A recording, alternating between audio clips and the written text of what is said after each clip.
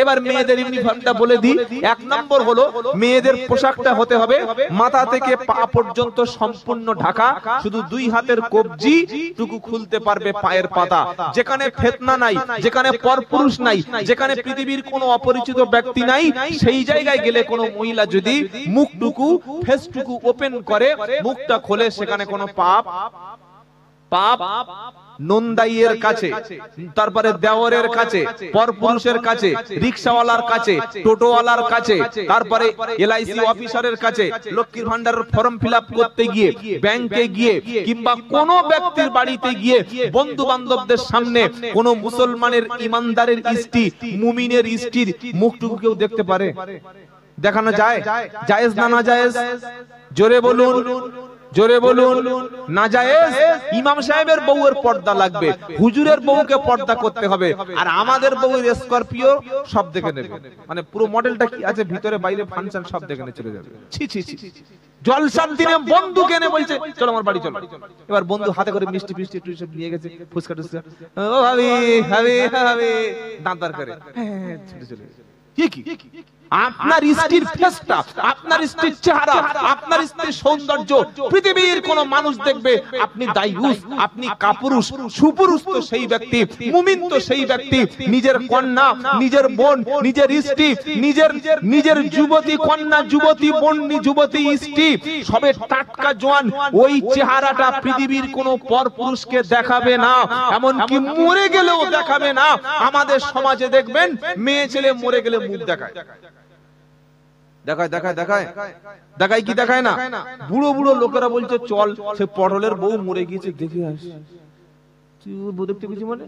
আবার লোকেরা মারা গেছে বেটা ছেলে, মেয়েরা হুমড়ি গুজে পড়েছে, আহারে আহারে কি ভালো লোক ছিল। তুমি কি সংসার করেছো? তুমি বুঝলে কি করে ভালো লোক ছিল? নাজায়েজ দেখাবেন না। যারা যুবক এসেছেন নিয়ত করুন বিয়ের দিন থেকেই আপনার স্ত্রীকে আপনি হিজাব পরাবেন, বলুন ইনশাআল্লাহ, বলুন ইনশাআল্লাহ।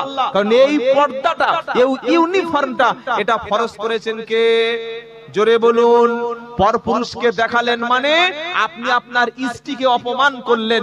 আপনার স্ত্রীর সুন্দর ছবিটা ফেসবুকে স্ট্যাটাস দিলেন, হোয়াটসঅ্যাপে স্ট্যাটাস দিলেন, ফেসবুকে আপনি রিলস ভিডিও বানালেন, ফেসবুকে কাপল ব্লগ বানালেন, ইউটিউবে আপনার স্ত্রী রান্না করছে, ছবি দিয়ে ইনকাম করছেন, লক্ষ লক্ষ ফলোয়ার্স বাড়ছে, ভিউয়ার্স বাড়ছে, আপনি আল্লাহর কাছে কাপুরুষ হয়ে জাহান্নামে চলে যাবেন।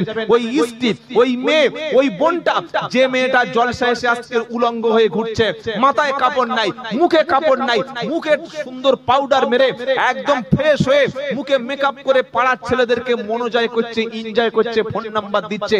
ওর বাপ যদি বেঁচে থাকতো এই কাজ কোনোদিন করতে পারতো না। মুসলমানের মেয়ে এই কাজ কোনোদিন করতে পারে না। বলে যদি মেয়েরা আসবে না, হ্যাঁ আসবে। জলসা, মিলাদ, তাফসীর কোরআন মাহফিল, school, college, university, hospital, laboratory, পৃথিবীর সব জায়গায় মেয়েদের যাওয়া ইসলাম জায়েজ করেছে, তবে পর্দার সঙ্গে এবং মাহরম ব্যক্তিকে। পৃথিবীর সবচাইতে সুন্দর মসজিদ, পৃথিবীর সবচাইতে দামি মসজিদ, যেখানে এক রাকাত নামাজ পড়লে 1 লক্ষ রাকাত সওয়াব পাওয়া যায়, সেই মসজিদুল হারামে মহিলারা নামাজ পড়ে না? পড়ে না। কি বলছি কথা বুঝতে পারছেন না? কাবা শরীফের মসজিদে মহিলারা যায় কি যায় না? যায়। আল্লাহর ঘর পৃথিবীর শ্রেষ্ঠ ঘর, যেখানে মহিলারা নামাজ পড়তে পারে। তাহলে আপনি কেন আপনার স্ত্রীকে বেপর্দায় ছেড়ে দেবেন পরপুরুষের সঙ্গে? অনেকে ভুল করেছেন, আজ থেকে ভুলটা শুধরে নিন। কোন বিয়ে বাড়িতে যখন বিয়ে বাড়ি হবে, নারী পুরুষের প্যান্ডেল হবে আলাদা। কেউ মারা গেলে ওই স্ত্রী মুখ পৃথিবীর কোন ব্যক্তি দেখবে না, কোন পরপুরুষের মুখ কোন স্ত্রীরা মহিলারা ভিড় করে সেখানে দেখবে না। নতুন বিয়ে করে বিবিকে প্যান্ডেলে বসিয়ে রেখে সকলে একটা করে গিফট আনছে, ছেলের হাতে তুলে দিচ্ছে, মেয়ের হাতে তুলে দিচ্ছে, এটা নাজায়েজ এবং হারাম। আপনার স্ত্রী যেদিন আপনি কলেমা পড়ে বিয়ে করে নিলেন, সেদিন থেকে মৃত্যু পর্যন্ত আপনার বাপ অর্থাৎ আপনার স্ত্রীর শ্বশুর, ওই মেয়েটার ভাই, ওই মেয়েটার নিজের চাচা, তার সঙ্গে চিরদিনের জন্য যাদের বিয়ে করা হারাম, সেই পুরুষগুলো দেখতে পারবে। আর পৃথিবীর অন্য কোন পুরুষের সামনে আমার স্ত্রী, আপনার স্ত্রী রূপ চর্চা করতে পারবে না, এটা নাজায়েজ। এবং কথা মনে থাকবে, যুবকেরা মনে থাকবে ইনশাআল্লাহ। পারলে যুবকেরা পারবে, পারবে কি পারবে না? বলে হুজুর এগুলো কথাগুলো বলছেন দলিল প্রমাণ আছে? দলিল না থাকলে আমি 100 কিলোমিটার দূর থেকে কি আমি আপনাদের গল্প শোনাচ্ছি? ইয়া আইয়ুহান নবী কুল লিআজওয়াজিকা ওয়া বানাতিকা ওয়া নিসাইল মুমিনিন বিদুনিনা আলাইহিন্না মিন জালাবিবিহিন দালিকা আদনা আই ইউরাফনা ফালা ইউদাইন। সুবহানাল্লাহ বলুন। আল্লাহ তার প্রিয় রসুলকে তিনি অ্যালার্ট করছেন, প্রিয় রসুলকে তিনি ডাইরেকশন দিয়ে দিচ্ছেন, প্রিয় রসুলকে তিনি সাবধান করে দিচ্ছেন। কি বলছেন? ইয়া আইয়ুহান নবী, ও আমার প্রিয় নবী, বলুন লি আজওয়াজিকা ওয়া বানাতিকা, আপনার স্ত্রীদেরকে, আপনার মেয়েদেরকে, আপনার মুমিন নারীদেরকে বলুন, ইদুনিনা আলাইহিন্না মিন জালাবিবিহিন্না, ওই মুমিন নারীরা, আপনার স্ত্রীরা, আপনার মেয়েরা আর পৃথিবীর সমস্ত মুমিন নারীরা তাদের জালবাব, মাথার চাদরটা, উপরের অংশটা দিয়ে তাদের মুখটা যেন ঢেকে নেয়। এটার জন্য দুটো লাভ আছে। একটা হলো তাকে মুসলমান বলে চেনা যাবে, আর 2 নম্বর হলো জেনা, রেপ, তার সঙ্গে শ্লীলতাহানি, তার কেউ ধর্ষণ করা, ধর্ষণ, রেপ, জেনা থেকে ওই পর্দা নসিনা মহিলাকে আল্লাহ বাঁচিয়ে নেবে।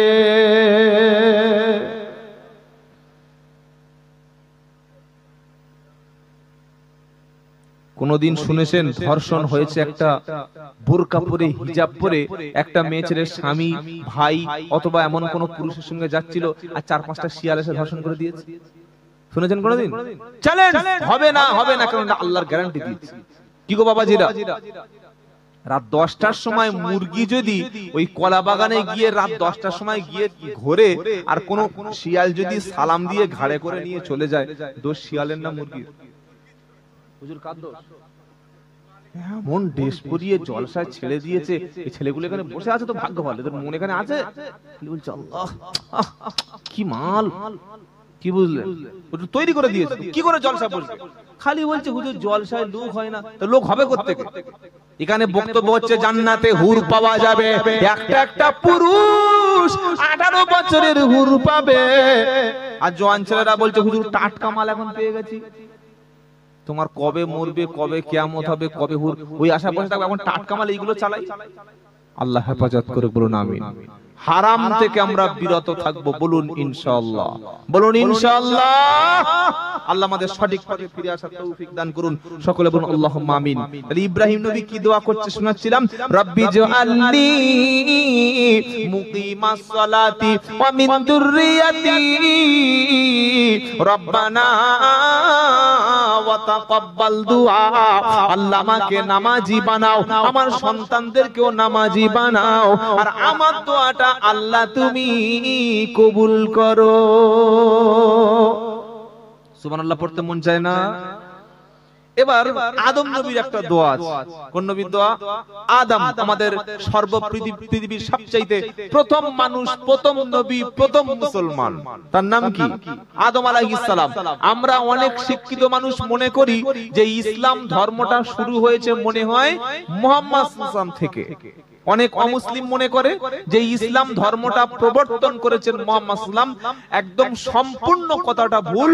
মুহাম্মদ সাল্লাম ইসলাম ধর্মের প্রবর্তক না, তিনি ইসলাম ধর্মের প্রচারক।